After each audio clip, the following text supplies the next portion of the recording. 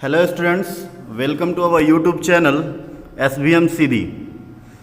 आज के इस टॉपिक पे, इस पार्ट्स में हम डिस्कस करने जा रहे हैं चैप्टर थर्ड, और चैप्टर थर्ड का नाम है पार्ट्स ऑफ ह्यूमन बॉडी।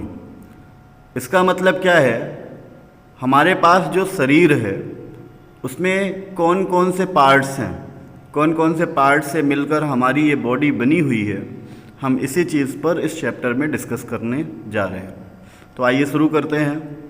कहा गया कि man is the most intelligent being among all the living beings on the earth. ये जो हमारी पृथ्वी है, इस पृथ्वी पर जितने भी सजीव हैं, जितनी भी जीवित प्राणी हैं, उन सभी में मनुष्य को, मानव प्रजाति को सबसे ज़्यादा बुद्धिमान बताया गया।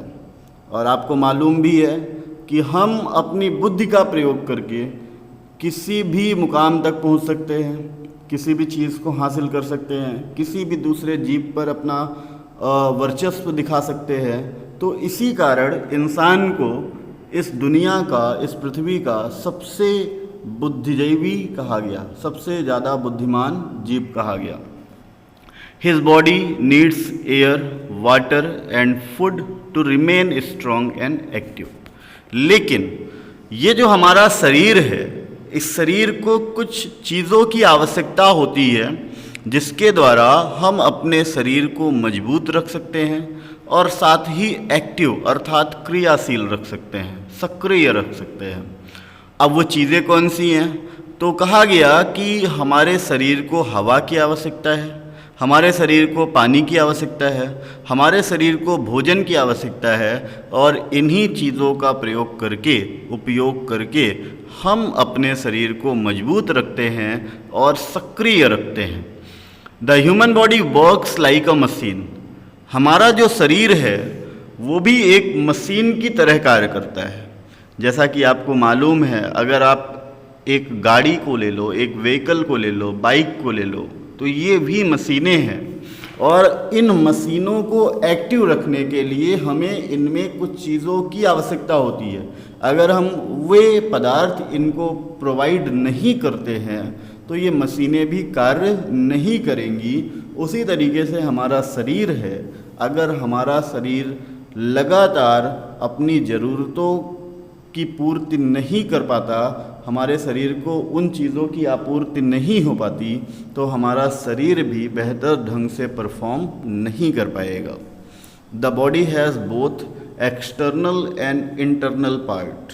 अब आपने देखा होगा कि जो हमारा शरीर है, उस शरीर के जो पार्ट्स हैं वो हम दो कैटेगरी में रख देते हैं। कुछ पार्ट्स ऐसे होते हैं जो हमें दिखाई देते हैं, ठीक है। जैसे आपके सामने अगर एक व्यक्ति खड़ा हो तो उस व्यक्ति के कुछ पार्ट्स जो होंगे वो आपको दिखाई देंगे, और कुछ पार्ट्स ऐसे होंगे जो आपको दिखाई नहीं देंगे। उदाहरण के तौर पे अगर मैं बात करूं तो सामने वाले व्यक्ति का हाथ, हैंड आपको दिखाई देगा, उसके ईयर्स आपको दिखाई देंगे, उसकी आईज़ आपको दिखाई देंगी, लेकिन क्या उसका हृदय, उसका हार्ट आपको दिखाई देता है? क्या उसके लंग्स आपको दिखाई देते हैं? तो आपका जवाब होगा नो। इसका मतलब क्या है, हमारी बॉडी में दोनों प्रकार के पार्ट्स होते हैं। कुछ एक्सटर्नल होते हैं जिनको हम बाहर से देख सकते हैं, और कुछ इंटरनल पार्ट्स होते हैं जो हमें बाहर से दिखाई नहीं देते हैं, अर्थात हमारी बॉडी के अंदर होते हैं। The external parts are visible, but the internal parts are not visible as they are inside the body. External parts of the body are head, trunk and limbs, ठीक है। The internal parts or organs include brain, stomach, small intestine, large intestine, liver, heart and lungs। जब हम external part की बात करते हैं तो इसमें शामिल है हेड, ट्रंक और लिम्स। और जब हम इंटरनल पार्ट की बात करते हैं तो इंटरनल पार्ट में शामिल है brain, stomach, small intestine, large intestine, liver, heart and lungs. Each part और organ has a definite function to do. और हमें ये भी मालूम है कि हमारे बॉडी का हर पार्ट या हर ऑर्गन जो है उसका एक निश्चित कार्य है, निश्चित फंक्शन है, मतलब वो अपने ही फंक्शन परफॉर्म करेंगे। फॉर एग्जाम्पल अगर अपन देखें तो हम नोज़ की अगर बात करें तो नोज़ का फंक्शन क्या है? नोज़ का फंक्शन है चीज़ों को स्मेल करना, ठीक है। नोज़ का फंक्शन है जिसके थ्रू हम एयर को इनटेक करते हैं। तो क्या ये फंक्शन जो है वो हाथ के द्वारा परफॉर्म हो जाएगा? क्या हम हाथ से चीज़ों को स्मेल कर सकते हैं? नो। अगर हाथ का हमारे फंक्शन है कि हाथ के द्वारा हम किसी चीज़ को होल्ड करते हैं, तो क्या ये फंक्शन हम अपने माउथ के द्वारा या कहिए कि क्या ये फंक्शन हम अपने हेड के द्वारा परफॉर्म कर सकते हैं? तो आंसर होगा नो, ठीक है। तो हर एक बॉडी पार्ट्स का फंक्शन जो है वो डेफिनिट है और वो अपने फंक्शन ही परफॉर्म कर सकता है। आइए बात करते हैं आगे एक्सटर्नल पार्ट्स पर, ठीक है। एक्सटर्नल पार्ट्स जो हैं वो कौन कौन से हैं, ठीक है, और उनका क्या रोल है। तो पहला एक्सटर्नल पार्ट आया head. Head is the upper most part of our body. Head जो है, आप देखिए अपने शरीर पे अगर आप खड़े हों तो आपको अपने शरीर में, अपने बॉडी में सबसे ऊपर क्या दिखाई देता है? या आपके सामने अगर कोई व्यक्ति खड़ा हो, कोई ह्यूमन, कोई मैन खड़ा हो, तो आप उसकी बॉडी को जब देखते हो तो सबसे ऊपर आपको क्या दिखता है? तो सबसे ऊपर आपको दिखता है हेड। इसका मतलब क्या है? Head is the upper most part of our body. Head जो है वो हमारी बॉडी का सबसे ऊपरी भाग है, सबसे ऊपरी हिस्सा है, जैसा कि यहाँ पे डायग्राम में भी आपको, पिक्चर में भी आपको दिखाया गया है। It contains organ like eyes, nose, mouth, ears, tongue, etc। अब जो हमारा हेड है, इस हेड में भी कुछ ऑर्गन्स इन्वॉल्व हैं। ध्यान रखिएगा, पार्ट ऑफ बॉडी और ऑर्गन्स ऑफ बॉडी में थोड़ा सा डिफरेंस है। तो इस हेड में भी हमारे शरीर के कुछ ऑर्गन्स इन्वॉल्व हैं और उन ऑर्गन्स में, जैसे हेड में हमारे क्या होती है? आईज होती है, नोज होती है, माउथ है, ईयर्स है, टंग है। ये सारे ऑर्गन्स जो हैं वो कहाँ शामिल हैं? तो ध्यान रखिएगा, हमारे पार्ट्स ऑफ बॉडी के हेड पार्ट में, ठीक है। जैसा कि आपको बगल में एक पिक्चर दिख रही है और उस पिक्चर में आपको दिख भी रहा है कि ईयर्स दिख रहे हैं, आपको नोज़ दिख रहा है, माउथ दिख रहा है, इसके अलावा आईज दिख रही हैं। ये सारे के सारे जो ऑर्गन्स हैं वो किस पार्ट में इन्वॉल्व हैं या कॉन्टेन है? तो ध्यान रखिएगा, वो किस में हैं? हेड में। We are able to see, hear, taste, smell and feel heat और कोल्ड और सॉफ्टनेस और हार्डनेस थ्रू टचिंग। हम किसी चीज़ को, ध्यान से समझिएगा, हम किसी चीज़ को देख पाते हैं आँखों की मदद से, सुन पाते हैं कान की मदद से, टेस्ट कर पाते हैं टंग की मदद से, स्मेल कर पाते हैं नोज़ के हेल्प से, किसी चीज़ को फील कर पाते हैं कि वो ठंडा है या गर्म है, वो सॉफ्ट है या हार्ड है, टच करके, ठीक है। Brain is the most important internal organ of the body which control the working of our body. ध्यान रखिएगा, हमारे बॉडी का एक सबसे महत्वपूर्ण जो ऑर्गन है वो है ब्रेन। क्यों है? क्योंकि हम अपने शरीर में जितनी भी क्रियाएं करते हैं, हमारी बॉडी जितने भी फंक्शन करती है, उस फंक्शन को कंट्रोल करने का जो कार्य है वो ब्रेन का है, ठीक है। अगर ब्रेन ना हो तो ये सारे जो फंक्शन हैं वो अनकंट्रोल वे में होंगे और हम चीज़ों को उतने बेहतर ढंग से फंक्शन नहीं कर पाएंगे।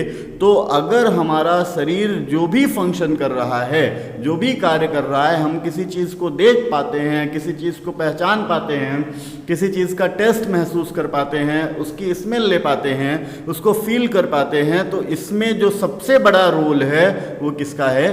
ब्रेन का है। और चूँकि ब्रेन जो है वो हमारे बॉडी का एक नाजुक पार्ट है, तो उसको भी प्रोटेक्शन की आवश्यकता है। तो उसके प्रोटेक्शन के लिए हमारे पास स्कल है।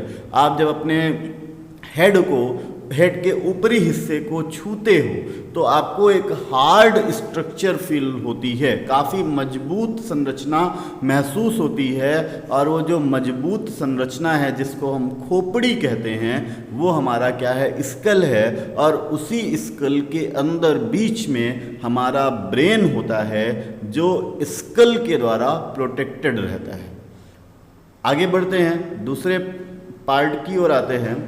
तो एक्सटर्नल पार्ट में दूसरा पार्ट है trunk. Trunk is the middle part of our body. ठीक है, जो ट्रंक होता है वो हमारे बॉडी का मिडिल पार्ट है। It contains the chest and belly, इसमें चेस्ट और बेली शामिल है। The rear part of the trunk is called back. और जब हम ट्रंक के पीछे वाले हिस्से की बात करें, जैसा कि आपको इस पिक्चर में दिख रहा है, वो कहलाती है बैक। ठीक है, वो हमारी क्या कहलाती है, back. Trunk has many vital internal part like heart, lungs, liver etc। अब ये जो ट्रंक है हमारा, इसमें बहुत ज़्यादा इम्पॉर्टेंट इंटरनल पार्ट्स होते हैं और उनमें ध्यान रखिएगा एक महत्वपूर्ण पार्ट है हार्ट, इसके अलावा लंग्स, इसके अलावा लीवर, ठीक है, आदि। These organs are protected by strong network of bones called ribs। और ध्यान रखिएगा, क्योंकि ये भी जो हमारे इंटरनल ऑर्गन्स हैं जिसमें लंग्स है, ठीक है, हार्ट है, लीवर है, ये भी काफ़ी नाजुक होते हैं, बहुत इनको प्रोटेक्शन की आवश्यकता होती है। इस कारण जिस तरीके से हमारे ब्रेन को स्कल प्रोटेक्ट करती है, उसी तरीके से हमारे ट्रंक में पाए जाने वाले इंटरनल ऑर्गन्स को प्रोटेक्शन के लिए हमारे पास हड्डियों का एक बहुत बड़ा नेटवर्क है जिसको अपन क्या बोलते हैं, रिब्स बोलते हैं। ठीक है, तो अगर आपसे पूछा जाए हार्ट, लंग्स और लिवर को प्रोटेक्शन कौन देता है, तो ध्यान रखिएगा रिब्स देती हैं। आइए अगले एक्सटर्नल पार्ट की ओर चलते हैं। तो अगला एक्सटर्नल पार्ट है लिम्स। लिम्स में क्या शामिल है, तो limbs include 2 arms and 2 legs. We perform many activities with the help of our limbs. हमारे लिम्स में हमारी 2 आर्म्स मतलब भुजाएं और 2 लेग्स मतलब पैर इन्वॉल्व होते हैं, इंक्लूड होते हैं। ठीक है, और हम इन्हीं के द्वारा कई सारे कार्य कर पाते हैं। अगर हम भोजन कर पाते हैं, ठीक है, अगर हम चीज़ों को लिख पाते हैं, अगर हम पैदल चल पाते हैं, अगर हम दौड़ पाते हैं, तो कहीं ना कहीं इसमें हमारी जो सर्वाधिक मदद करता है वो लिम्स ही होते हैं, जिसमें 2 भुजाएं और 2 लेग्स शामिल हैं। Our both arms have hand, हमारे दोनों जो भुजाएं हैं उनमें हाथ होते हैं। We write with our hands, और हम अपने हाथों की मदद से ही लिख पाते हैं। इमेजिन करिए कि अगर हमारे पास हाथ नहीं होते तो लिखने में कितनी असुविधा होती, किसी भी चीज़ को पकड़ने में, होल्ड करने में हमें कितनी कठिनाइयों का सामना करना पड़ता। We do many actions with them, और इन्हीं लिम्स की मदद से हम बहुत सारे कार्य कर पाते हैं। We play and pick up various things with hand, जैसा कि मैंने बताया, हम खेल पाते हैं, बहुत सारी चीज़ों को पकड़ पाते हैं, उठा पाते हैं, होल्ड कर पाते हैं, किसकी मदद से, हाथों की मदद से। There are 5 fingers in each hand, और जैसा कि आपको मालूम है कि प्रत्येक हाथ में कितनी फिंगर्स होती हैं, 5, जैसा कि आपको यहाँ पे डायग्राम में दिख रहा है, पिक्चर में दिख रहा है। ऑल फिंगर्स हैव नेल्स, और 5 उंगलियों में, जितने भी हमारे ऑल फिंगर्स 5 उंगलियां जो होती हैं उनमें नेल्स होते हैं। We should cut our nails regularly and keep them clean, और आपने देखा होगा कि आपके टीचर्स, आपके पेरेंट्स हमेशा आपको ये एडवाइस देते रहते हैं कि आपको अपने नेल्स को continuously time to time regularly काटते रहना चाहिए और उनको साफ रखना चाहिए। ऐसा क्यों होता है, क्योंकि आपको मालूम है कि हम अपने हाथों की मदद से ही भोजन करते हैं। तो अगर हमारे नेल्स में कुछ अशुद्धियाँ, कुछ गंदगी अगर फंसी रह जाती है और हम उनको साफ नहीं करते या उनको नहीं काटते हैं, तो फिर वो चीज़ें, वो अशुद्धियाँ हमारे शरीर के अंदर भी जाती हैं और हमें बीमार कर देती हैं। इस कारण हमें अपने नाखून को लगातार काटते रहना चाहिए। wrist, elbow and shoulders are other parts of an arm। और आर्म के और कौन से पार्ट्स हैं? ठीक है, आर्म में हम लोगों ने हैंड पढ़ लिया, हैंड के अलावा और कौन कौन से पार्ट हैं? तो उसमें कहा गया कि रिस्ट है, एल्बो है, ठीक है, मतलब जो हमारी कोहनी होती है जहाँ से हमारा हाथ मुड़ता है, ठीक है, इसके अलावा रिस्ट होती है, कलाई होती है, शोल्डर होते हैं मतलब हमारे कंधे होते हैं। ये सारी चीज़ें जो हैं वो हमारे मतलब आर्म्स के ही क्या हैं? पार्ट हैं। मैन हैज़ 2 legs, इंसान के पास, मानव के पास, मनुष्य के पास 2 पैर हैं। They help us in walking, और ये जो पैर हैं वो हमारी मदद करते हैं चलने में। They are used in actions like running, dancing and playing. इसके अलावा ये यूज़ होते हैं रनिंग में, दौड़ते जब हम हैं तो किसकी मदद से दौड़ते हैं? पैरों की मदद से। डांसिंग करते हैं, खेलते हैं तो किसकी हेल्प के द्वारा? पैरों की हेल्प से। Each leg has a foot, her leg में अगर कहा जाए तो फुट होता है, ठीक है। ईच फुट हैज़ 5 toes, और जब हम फुट की बात करते हैं तो हर फुट में 5 toes विथ नेल्स, ठीक है, उनमें भी फिंगर्स होती हैं। पैर में भी आप देखोगे नीचे की तरफ तो फिंगर्स होती हैं और हर फिंगर में क्या होते हैं? नेल्स होते हैं, ठीक है। The upper part of leg is called thigh. हमारे लेग का जो ऊपरी हिस्सा होता है उसको अपन क्या बोलते हैं? थाई बोलते हैं। Knee and ankle are other parts of a leg. इसके अलावा लेग के पार्ट्स की जब हम बात करें तो उसमें नीज भी होती हैं और एंकल्स भी होते हैं। इसका मतलब क्या है? लेग के पार्ट्स होते हैं foot, thigh, knee, ankle and toes, और हमारी आर्म्स के पार्ट्स होते हैं हैंड, फिंगर, ठीक है, एल्बो और शोल्डर्स। तो उम्मीद है कि इतनी चीज़ें जो हम लोगों ने एक्सटर्नल पार्ट के बारे में डिस्कस की हैं वो आप लोगों के समझ में आ गई होंगी। आप इस वीडियो को पूरा देखिए और वीडियो को लाइक करिए और ज़्यादा से ज़्यादा अपने दोस्तों तक इसको शेयर कीजिए, और जिन लोगों ने अभी भी हमारे चैनल को सब्सक्राइब नहीं किया है वो इस चैनल को सब्सक्राइब करें। Thank you.